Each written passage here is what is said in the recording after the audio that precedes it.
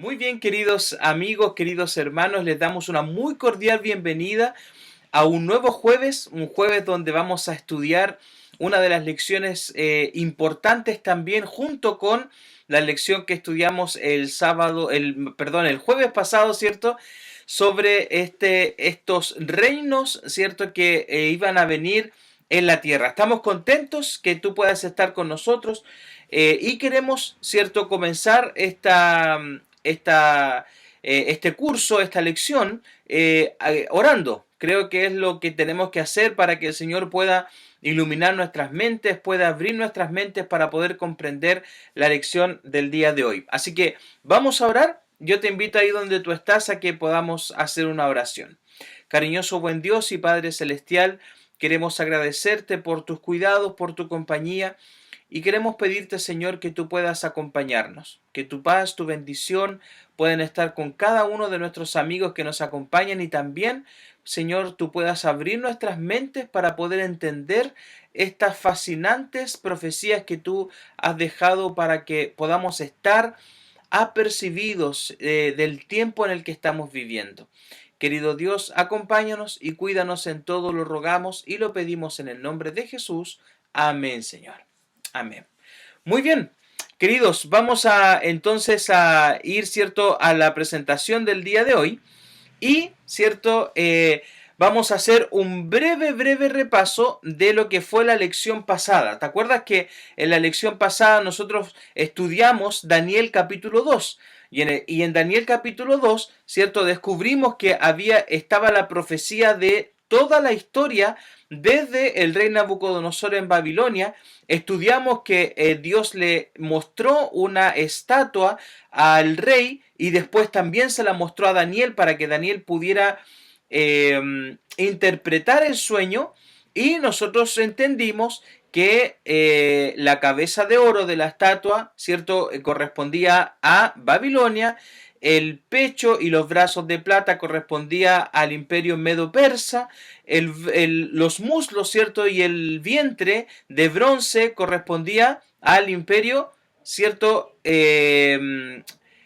macedonio griego, ¿cierto?, y las piernas de hierro que correspondían, ¿cierto?, al imperio romano. Y al final, ¿cierto?, estaban los pies de hierro y barro cocido, ¿cierto?, que representaban estas 10 tribus bárbaras que finalmente hicieron que el imperio romano terminara y ya no existiera más, ¿cierto? Y eso después vimos que después del cielo, ¿cierto?, decía la profecía, venía una piedra no cortada con mano que le pegaba, ¿cierto?, a los pies, y esta estatua era desmenuzada y esta roca se hacía un gran monte que llenaba toda la tierra, simbolizando, ¿cierto?, en la profecía a la segunda venida de Cristo, ¿cierto? Muy bien, entonces, hecha esta breve, ¿cierto?, repaso, tú puedes verlo también en los canales de Facebook y YouTube. Están las grabaciones de los cursos que hemos hecho. Si tú quieres, puedes volver a la semana pasada, buscar la lección pasada, que es la lección número 6, y puedes volver a repasar esta lección. Bien, pero ¿por qué es importante tener en consideración esta lección y por qué es importante entender la profecía de Daniel capítulo 2? Porque lo que hoy día vamos a estudiar tiene que ver mucho con Daniel capítulo 2 y va a agregar algunos elementos importantes para nuestro conocimiento. Bien, entonces vamos a la siguiente diapositiva. Dice, esta profecía, similar a la de Daniel capítulo 2 que estudiamos en el tema anterior, fue dada con el fin de que entendiéramos cuál es nuestra posición en la gran controversia entre el bien y el mal y de qué lado de la contienda nos encontramos.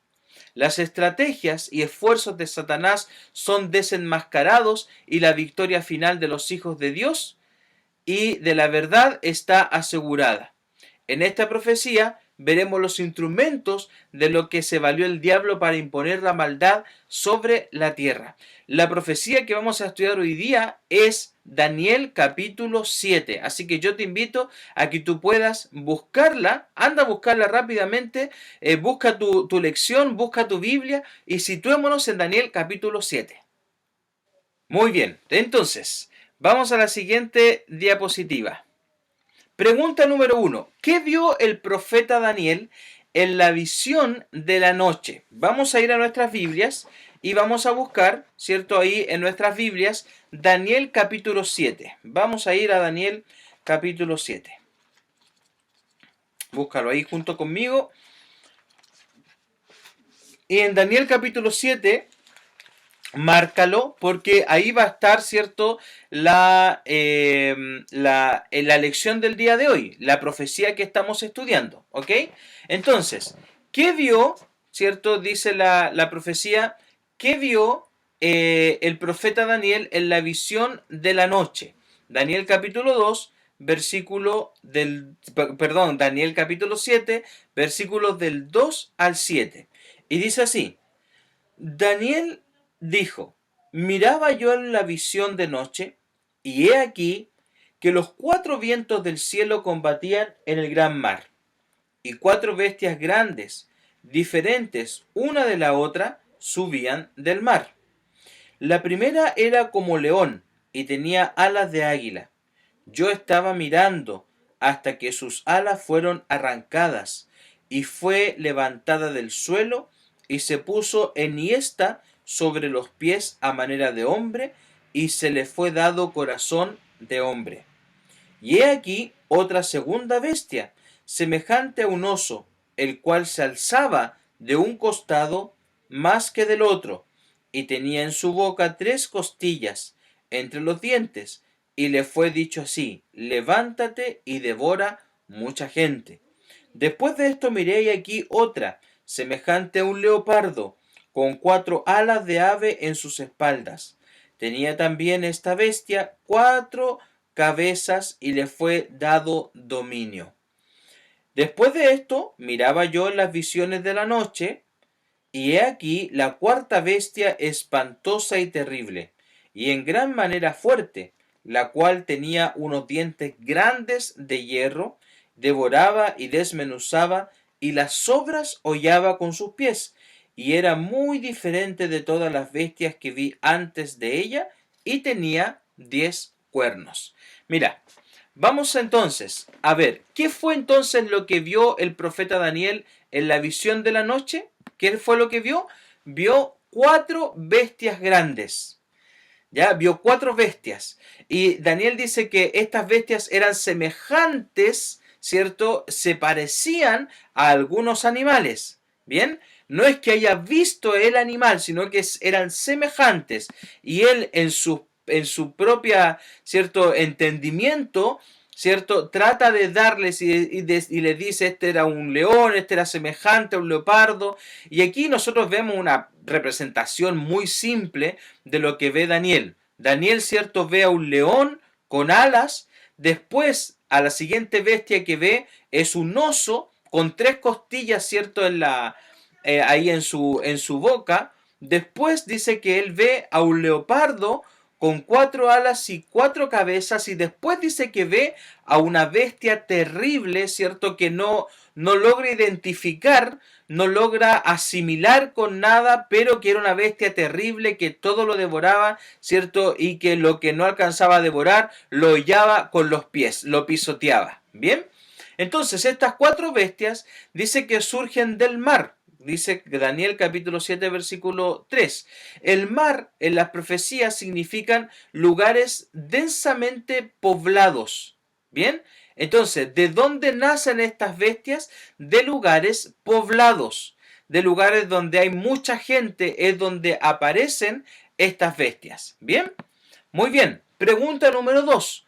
¿Qué representaban estas 4 bestias?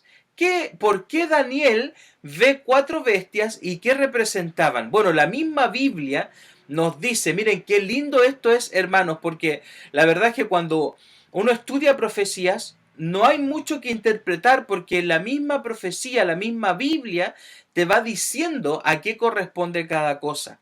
Y mira, Daniel, no pierdas Daniel capítulo 7, versículos 17 y 23, mira, aquí dice, ¿cierto?, qué es lo que representaban estas 4 bestias.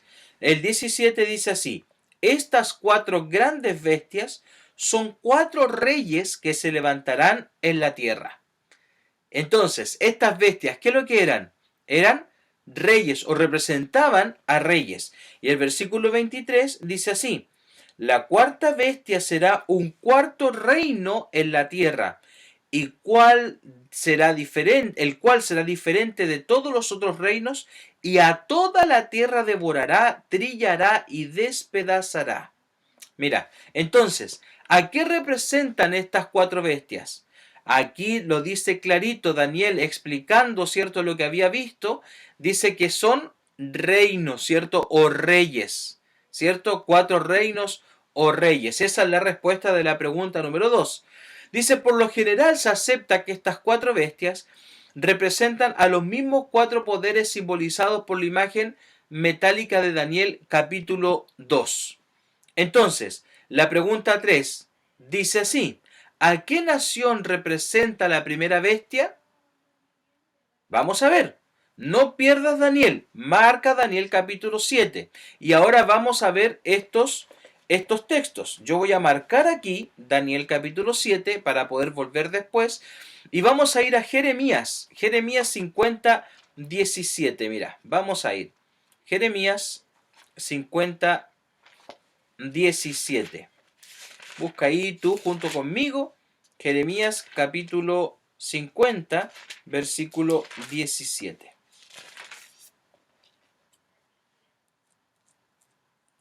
Mira, mira lo que dice aquí. Rebaño descarriado es Israel. Leones lo dispersaron. El rey de Asiria lo devoró primero. Nabucodonosor, rey de Babilonia, lo deshuesó después. Pon atención en esto. Recuerda este texto. Lo voy a leer de nuevo. Rebaño descarriado es Israel. Se está refiriendo a Israel. ¿Quiénes lo devoraron? Leones lo dispersaron. El rey de Asiria lo devoró primero, pero Nabucodonosor de Babilonia lo deshuesó después. Y mira que dice Ezequiel.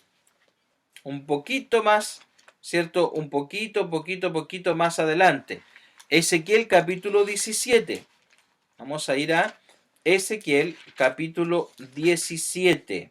Y mira lo que dice el versículo 3 y el versículo 12. Dice, y dirás, así ha dicho el Jehová el Señor, una gran águila de grandes alas y de largos miembros llena de plumas de diversos colores, vino al Líbano y tomó el cogollo del cedro. Y mira lo que dice el versículo 12. Di ahora a la casa rebelde, ¿no habéis entendido qué significan estas cosas? Diles, he aquí que el rey de Babilonia vino a Jerusalén y tomó a tu rey y a sus príncipes y los llevó consigo a Babilonia. ¿A quién entonces representa esta primera bestia? Esta primera bestia representa a el imperio babilónico. De la misma forma que la cabeza de oro representaba a Babilonia, porque era un metal importante y porque el mismo Daniel le dice, mira, esa cabeza de oro eres tú. ¿Te acuerdas cuando estudiamos Daniel capítulo 2 la semana pasada? Y si tú vas a Daniel capítulo 1, ahí te vas a dar cuenta que es el imperio babilónico el que pasa por Jerusalén y se trae a los príncipes y se trae cautivos a las personas, tal cual como dijo Jeremías y tal cual como dijo Ezequiel, los textos que acabamos de leer. Entonces, este león alado representa, ¿cierto?, a Babilonia también. Mira, dice aquí, un símbolo muy adecuado para representar a Babilonia es el león alado, que se halla en las obras de arte babilónicas. Estas alas de águila representan altura y agilidad. En las alas arrancadas, te fijaste que cuando leímos sobre Babilonia o sobre el león, dice que las alas después fueron arrancadas, significa que el león ya no podía volar como águila para alcanzar a su presa. Corazón de hombre, que también decía ahí que se le fue dado corazón de hombre, ¿cierto? Dice que el apodo del rey Ricardo, corazón de león, indicaba el valor y la osadía poco común. A la inversa, el corazón de hombre señala cobardía y timidez. En sus años de decadencia, Babilonia se debilitó a causa de la riqueza y del lujo y cayó preso del reino que seguía. ¿Te acuerdas en la estatua de Daniel? ¿Cuál era el reino que seguía? El pecho y los brazos de plata eran el reino de los medos y de los persas. Ahora, cuando tú lees la sección del 3 al 6, está la sección histórica de Babilonia. Cómo Babilonia fue debilitándose y ya más no fue Nabucodonosor el rey del imperio, sino que fue sucediendo, y cómo se fue debilitando a tal punto que finalmente los medos y los persas, ¿cierto?, toman Babilonia y se genera este nuevo reino. Entonces, ¿a qué corresponde entonces el león? Corresponde a el reino de Babilonia, del año 605 al 539. Bien, es una profecía paralela. Estamos en este momento estudiando la misma profecía, pero presentada de forma diferente. Estamos viendo ahora bestias que representaban reinos, como decía el versículo que leímos anteriormente, pero son los mismos reinos. Bien, ok, vamos a la siguiente entonces. ¿A qué naciones representaría entonces las bestias, la segunda, la tercera y la cuarta? Que sería el oso, que sería el leopardo y que sería esa bestia terrible. Mira, vamos a ver un poco de historia. ¿A quién representaría el oso entonces? Al siguiente imperio, que sería a los medos y a los persas, del 538 al 331. Aunque fuerte, aunque menos ágil que el león, alzado de un costado, los persas, dice, eran más guerreros, pero los medos eran más inteligentes. Por eso este oso venía alzado de una parte. Dice la profecía que se alzaba más de una parte que de la otra. Claro, porque un reino era más fuerte que el otro. De esta confederación, ¿cierto?, de los medos y de los persas, uno era más poderoso en la guerra que el otro. Estas tres costillas que tenía el león, ¿cierto?, son los imperios que derrotó, ¿cierto?, los medios y los persas antes de pasar, ¿cierto?, y llegar, ¿cierto?, hasta este lugar o en el intertanto de este imperio, que pasó por Lidia, que pasó por Babilonia y que pasó por Egipto, representado en esas tres costillas. Y dice la profecía que devoraba mucha carne. La noche que tomaron Babilonia, dice que mataron mucha gente. Y aparte, acuérdate que el imperio persa es conocido históricamente por ser un imperio muy grande, un imperio que por donde pasó el imperio, ¿cierto?, devoró a la gente que tenía, a la gente que, y si los reinos no se alineaban, ¿cierto?, con los persas, eran derrotados, ¿cierto?, sin ningún miramiento. Entonces, el oso que es levantado de un lado más que el otro, con esas tres costillas en la boca, representa igual al imperio medo-persa, ¿cierto?, que es representado en la estatua con el pecho y los brazos de plata. ¿Bien? Pero ¿quién seguía después? ¿Te acuerdas? Claro, el que seguía era el imperio griego, ¿ya? Y que era representado, ¿cierto?, por este leopardo. Y dice aquí, mira, feroz, carnívoro, agilidad de movimiento, puede desarrollar hasta 120 kilómetros por hora, ¿cierto?, el leopardo. ¿A qué representaban las alas? Las alas representaban a la velocidad. Acuérdate que en la bestia del león, que tenía dos alas, ¿qué representaba? Agilidad, velocidad. Pero ahora estamos viendo a una bestia que tiene cuatro alas, o sea, tiene el doble de agilidad, el doble de rapidez, el doble de movimiento. Alejandro Magno empezó sus conquistas a los 22 años de edad y a los 30 ya dominaba la tierra. O sea, en 8 años conquistó todo lo que se le puso por delante. Se le conoce como el meteoro de la historia por la velocidad en sus conquistas. Aquí representado por el leopardo, que es veloz, y más estas cuatro alas que hacían que el Alejandro Magno, ¿cierto?, fuera una persona que estaba en otra, como decimos, ¿cierto?, comúnmente, en otra esfera del movimiento de las conquistas. aunque también murió velozmente, en plena juventud a los 33 años, a causa de una intoxicación alcohólica. ¿Por qué la bestia tenía cuatro cabezas? Porque después que muere Alejandro Magno, el imperio se divide en cuatro partes, y estas cuatro partes son tomadas por cuatro generales que tenía Alejandro Magno: Seleuco, Ptolomeo, Silímaco y Casandro. Son los generales que toman el mando del imperio después que Alejandro Magno, cierto, muere. Por eso la bestia, este leopardo, tenía cuatro cabezas, porque se divide en ¿qué cosa? Cuatro reinos. Bien, interesante. Ok, vamos con, cierto, aquí, cierto, vemos que este leopardo de cuatro alas y cuatro cabezas es lo mismo, cierto, que en la estatua ese vientre y los muslos de bronce. De hecho, si usted estudia un poquito en la historia, se va a dar cuenta que los griegos fueron los que desarrollaron el bronce y desarrollaron incluso escudos de bronce. Por eso también fueron más efectivos en la historia. También, ¿por qué? Porque desarrollaron armas y defensa de hierro, y hasta ese momento las defensas, los escudos, por ejemplo, eran hechos con cuero, no resistían los embates de una espada hecha, cierto, de metal, y una protección completa de metal también. Por eso están los metales también aquí en esta estatua, y ahora, cierto, representado por una bestia, en este caso esta bestia de cuatro alas y cuatro cabezas. Pero ¿cuál es el siguiente imperio? ¿Te acuerdas en la estatua de Daniel 2? El imperio que seguía era Roma. Y mira, ¿cómo ve Daniel este imperio? Lo ve como una bestia espantosa y terrible. No alcanza a hacer la similitud, porque con las demás decía, era semejante a, se parecía a, pero en este caso dice que era una bestia espantosa y terrible.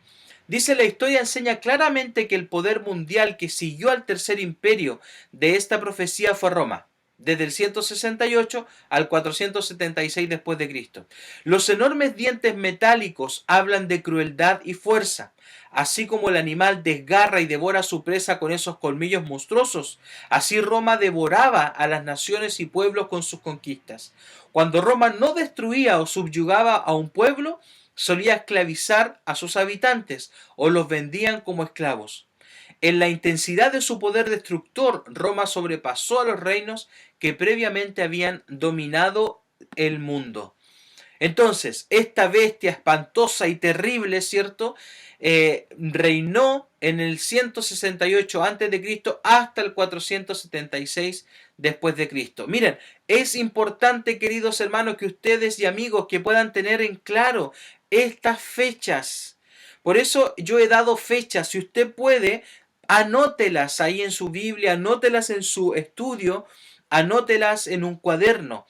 Porque la siguiente lección que nosotros vamos a ver, ya estoy haciéndole promoción a la siguiente lección, la siguiente lección que nosotros vamos a ver es el surgimiento del quinto reino, de un quinto reino. Y ese reino tiene características especiales. Está en la lección número 8 de tu curso. Entonces, por eso es importante, porque todos estos detalles que nosotros vamos dando, que tenían cuernos, que tenían diferentes características, son características que nos van a ayudar a identificar al siguiente reino que va a aparecer. Desde el imperio, pasando por el imperio romano, ¿cierto? Y pasando por la división de los pies que vimos en Daniel 2 y que también ahora vamos a ver. Bien, ¿en cuántos reinos se dividiría el imperio romano? Daniel capítulo 7, volvemos a Daniel, versículo 24. Y dice así, y los 10 cuernos significan que de aquel reino se levantarán 10 reyes, y tras ellos se levantará otro, el cual será diferente de los primeros, y a 3 reyes destruirá o derribará. Ojo con ese versículo, porque ahí comienza la siguiente lección de la semana que viene. Pero ¿en cuántos reinos, para responder la pregunta número 5, en cuántos reinos se dividirían finalmente Roma?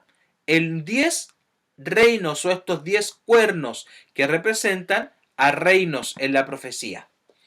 Las invasiones sucesivas de numerosas tribus germánicas que penetraron en el Imperio Romano y el reemplazo de éste por varios estados separados o monarquías son hechos bien comprobados en la historia.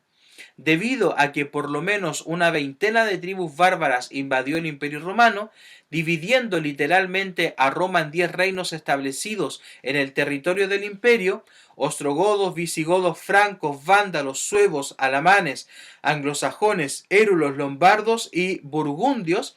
Este periodo fue de grandes trastornos, confusiones y cambios. Muchos estados lograron su independencia. ¿Te acuerdas que vimos en un cuadrito en la lección pasada que estas tribus, ¿cierto? Estos imperios bárbaros dieron origen a los países principales de Europa? ¿Te acuerdas que lo vimos? Revísalo, está en la lección pasada, está en el video pasado. Entonces, después de esta bestia, ¿cierto? Grande y terrible, ¿qué dice la profecía que le salieron desde su cabeza?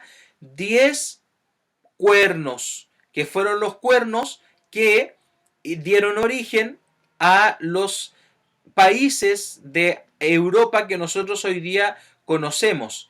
Y va del 476 hasta cuándo?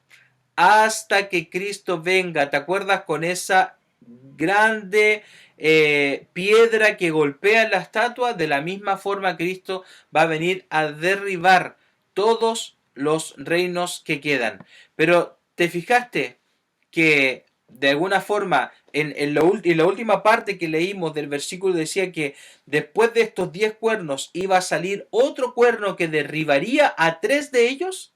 Eso lo vamos a estudiar la próxima semana. Vamos a la pregunta número 6. ¿Para qué usaría Satanás a estas naciones a lo largo de la historia humana? ¿Para qué usaría cierto... ¿Cuál es el interés de Satanás de utilizar a estas naciones? Vamos a ir al libro de Jeremías. Jeremías capítulo 25.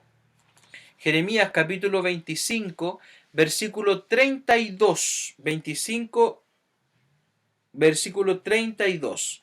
Mira lo que dice acá. Dice: así ha dicho Jehová de los ejércitos: he aquí que el mal irá de nación en nación, y grande tempestad se levantará en los fines de la tierra. ¿Para qué iba a utilizar entonces Satanás estas naciones? Para ocasionar daño, para ocasionar muerte, para sembrar el mal, como dice aquí la respuesta a la pregunta número 6. Satanás no pierde su tiempo, mi amigo querido y mi amiga, no lo pierde. Satanás sabe que le queda poco tiempo.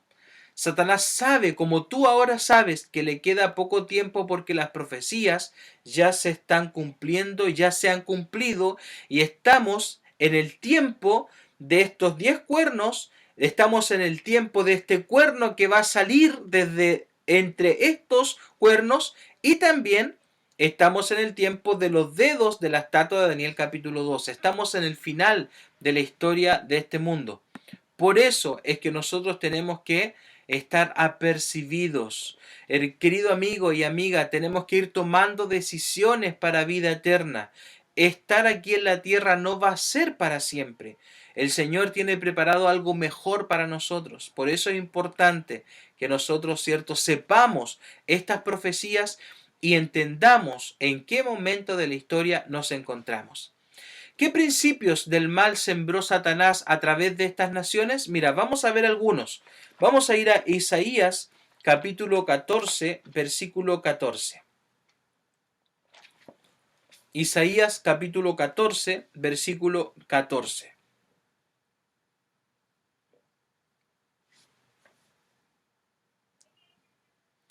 Dice así: sobre las alturas de las nubes subiré y seré semejante al Altísimo. ¿Cuál es el principio que está aquí? El principio es asemejarse o querer ser como ¿quién? Como Dios. Y eso, ¿te acuerdas que en Daniel capítulo 2, cuando revisamos, ¿cierto? En Daniel capítulo 9 y revisamos lo que iba a pasar por qué se iba a restaurar este reino, ¿era para qué? Era para poder eh, restaurar las verdades eternas. ¿Te acuerdas? ¿Por qué había que restaurar las verdades? Porque estaban siendo pisoteadas por el surgimiento de estos reinos. Mira, veamos Génesis 3, capítulo 4. Primer versículo, uno de los primeros capítulos de la Biblia. Génesis capítulo 3, versículo 4 dice: entonces la serpiente dijo a la mujer: no moriréis. El principio de la inmortalidad del alma, de que no morimos, de que en realidad quedamos dando vuelta por ahí. No es un principio bíblico, es un principio satánico. Mira lo que dice Primera de Juan 3. Vamos a ir a Primera de Juan 3. Primera de Juan está casi terminando la Biblia, antes de Apocalipsis. Primera de Juan capítulo 3, versículos 4 y 8. Todo aquel que comete pecado infringe también la ley, pues el pecado es infracción de la ley. Y el versículo 8 dice: el que practica el pecado es del diablo, porque el diablo peca desde el principio. Para esto apareció el Hijo de Dios, para deshacer las obras del diablo. ¿Cierto? Se pisoteó los mandamientos. Vamos a ver en las lecciones que vienen cómo fue que los mandamientos de Dios fueron reemplazados, fueron pisoteados, fueron guardados por estos poderes y por el poder que surgió más adelante. Y Apocalipsis, vamos a el último versículo de acá, de esta sección, Apocalipsis capítulo 12, versículos 13 y versículo 17, dice: y cuando vio el dragón que había sido arrojado a la tierra, persiguió a la mujer que había dado a luz al hijo varón. En la profecía, el dragón es Satanás. ¿Y a quién persigue? Persigue a la mujer, que es la iglesia, ¿ya? Y había dado luz al hijo varón. Y en la profecía de Apocalipsis capítulo 12, este hijo es Jesucristo, que viene a redimir a la humanidad. Y versículo 17 dice: entonces el dragón se llenó de ira contra la mujer, Satanás se llenó de ira contra su iglesia y se fue a hacer guerra contra el resto de la descendencia de ella. O sea, iba a haber un grupo que iba a ser descendiente de la iglesia verdadera, de la iglesia cristiana, de la iglesia que guardaba los mandamientos, de la iglesia que seguía a Cristo, que guardaba sus enseñanzas. Esa es la descendencia. ¿Y qué iba a hacer Satanás o el dragón en contra de ellos? Dice que los iba a perseguir. ¿Y qué características tenían este remanente que estaba y que surge de nuevo? Dice: los que guardan los mandamientos de Dios y tienen el testimonio de Jesucristo. Ese es, ¿cierto?, este remanente, esta descendencia, este resto de lo que quedaba. Entonces, mira, ¿cuál es la respuesta a esta pregunta? ¿Qué es lo que quería? ¿Cuál fue el mal que se sembró? Llegar a pensar que se podía hacer como Dios o reemplazarlo, o reemplazar las prerrogativas que solamente tiene Dios. Creer que el alma no muere, la inmortalidad del alma, en que cuando nosotros bajamos al descanso seguimos en un estado consciente. La Biblia dice que no. Eclesiastés dice que el que muere ya no hay memoria, ya no participa de las cosas.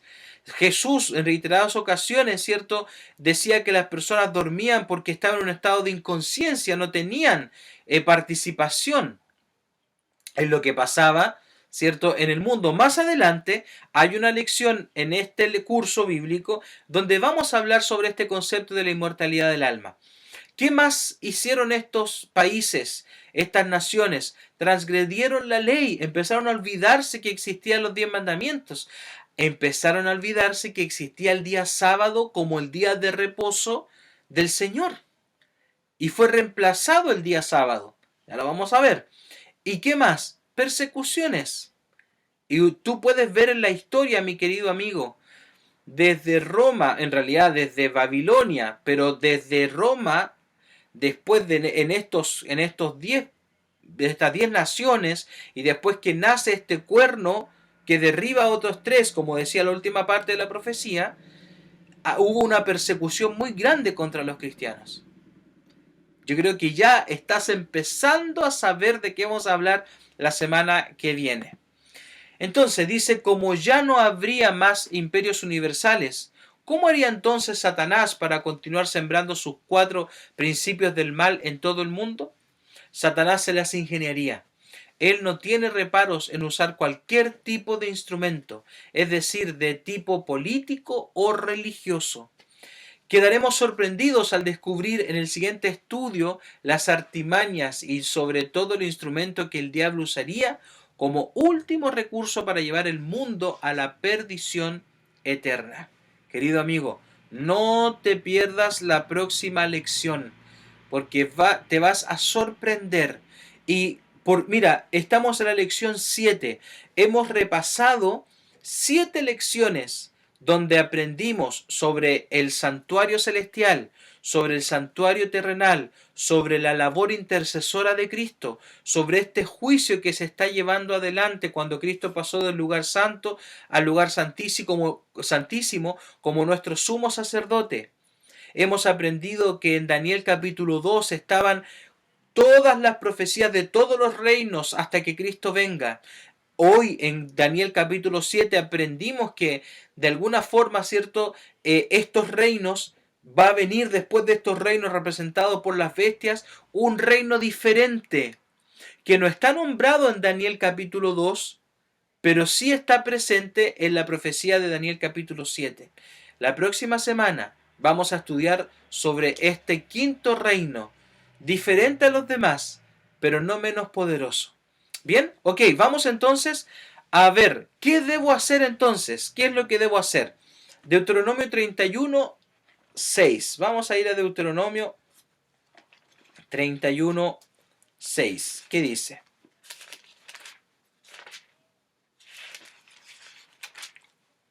Deuteronomio 31, 6. Mira lo que dice este texto. Dice, esforzaos y cobrad ánimo, no temáis, ni tengáis miedo de ellos, porque Jehová tu Dios es el que va contigo, no te dejará ni te desamparará. ¿Qué debo hacer? No debo temer al mal, no debo temer a Satanás, no debo temer, queridos amigos, al momento en que estamos viviendo de la historia. Al contrario, tengo que ser valiente, tengo que tomar decisiones por Cristo. Tengo que ponerme del lado de los vencedores, de los que aceptan a Cristo y aceptan su sangre preciosa derramada en nuestro favor. Tenemos que ser de los que aceptan la intercesión de Cristo en el santuario celestial. Tenemos que ser de aquellos que entienden las profecías y se dan cuenta de que queda poco para que Cristo venga a buscarnos. Santiago 4:7, vamos al otro extremo de la Biblia. Santiago, un poquito antes de Apocalipsis. Santiago 4:7, mira lo que dice. Someteos pues a Dios, resistid al diablo y él huirá de vosotros. Para poder resistir al diablo, ¿qué es lo que tenemos que hacer? Someternos a Dios. Cumplir sus mandamientos, cumplir sus estatutos, buscarlo todas las mañanas, querido amigo. Que sea parte de nuestra vida el estar en comunión con Dios. ¿Y qué dice? ¿Qué va a hacer el diablo? Mira lo que dice. Va a huir de nosotros. Porque en comparación al poder divino, Satanás no tiene nada que hacer. Y Oseas capítulo 12, versículo 6. Oseas está en un librito cortito que está antes de Mateo. Estos son los profetas menores. Los profetas menores. Oseas. Después de Daniel viene Oseas. Oseas capítulo 12. Versículo 6. Dice así. Tú pues, vuélvete a tu Dios. Guarda misericordia y juicio. Y en tu Dios confía siempre. ¿Qué es lo que tenemos que hacer? Volvernos al Señor. Nada más. Queridos amigos y amigas, después de entender que la historia del mundo está dada, fue predicha y así ha acontecido. Entender que estamos en el final de la historia de este mundo. ¿Cuál es tu resolución? ¿Cuál es tu decisión? Yo espero que la decisión tuya sea la que está aquí. Que sea tu deseo resistir el mal con la ayuda de Dios y ser leal a nuestro Padre Celestial.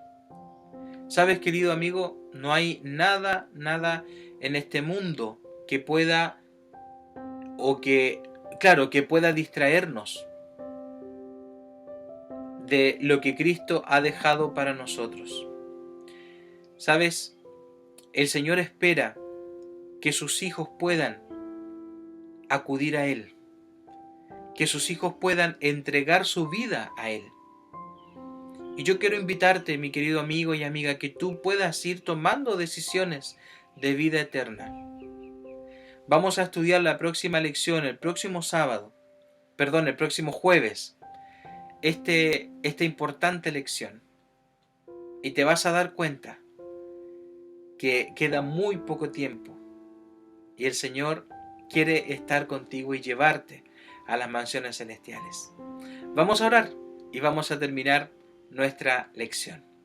Cariñoso buen Dios y Padre Celestial, alabamos tu nombre en esta hora porque tú nos muestras, Señor, que la historia del mundo se ha llevado adelante para que hoy nosotros podamos entender que queda poco tiempo para que tú vengas a esta tierra a buscar a tus hijos. Ayúdanos, Señor, a poder seguir adelante, a que podamos, Señor, encontrarnos contigo cuando tú vengas, podamos aceptar a nuestro Padre Celestial como nuestro intercesor y resistir al diablo, Señor, con tu ayuda. Te rogamos por nuestros amigos que nos acompañan, que aún, Señor, no han tomado la linda decisión de entregar sus vidas a ti por medio del bautismo. Señor, ayúdalos, acompáñalos, cuídalos y hazles ver, Señor, en sus corazones y en sus mentes, que no hay mejor cosa que estar de tu parte. Señor, todas estas cosas las rogamos y las pedimos en el nombre de Jesús. Amén, Señor. Amén. Queridos amigos, que el Señor te bendiga. Queridos hermanos, que el Señor les acompañe. Y si Dios lo permite, nos vemos el próximo jueves. Que estén muy bien. Que Dios les bendiga.